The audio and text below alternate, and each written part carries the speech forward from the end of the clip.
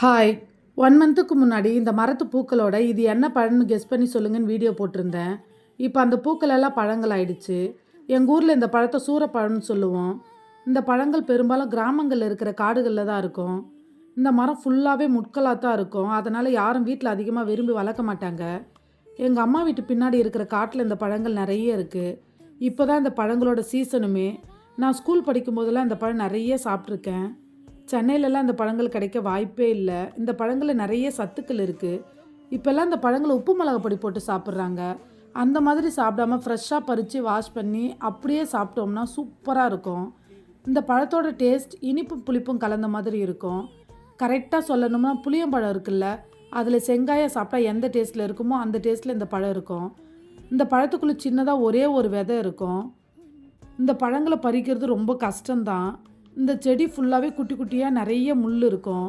நல்ல பிளாக் கலரில் இருக்கிற பழங்கள் எல்லாமே ரொம்ப டேஸ்ட்டாக இருக்கும். எவ்வளோ வேணும்னாலும் சலிக்காமல் சாப்பிட்டுக்கிட்டே இருக்கலாம். லைட் க்ரீன் கலரில் இருக்கிற பழங்களை கூட நம்ம சாப்பிடலாம். அதுவுமே பாதி பழுத்து பாதி பழுக்காமல் சாப்பிட்றதுக்கு நல்லா தான் இருக்கும்.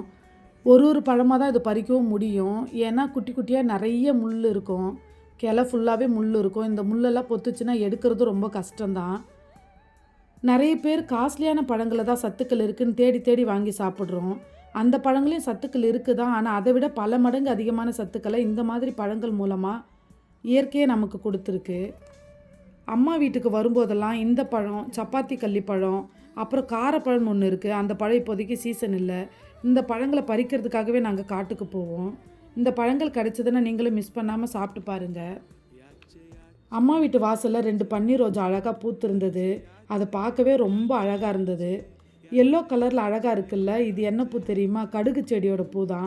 எப்படியோ கடுகு ஒன்று விழுந்து முளைச்சி அதுலேருந்து அழகாக பூ வந்திருக்கு. இனிமே தான் கடுகு வரும்.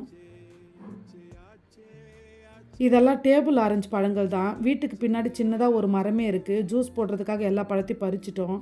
அடுத்து ஜூஸ் போட்டு குடிக்கணும். வீடியோ பிடிச்சிருந்தா லைக் பண்ணுங்கள்.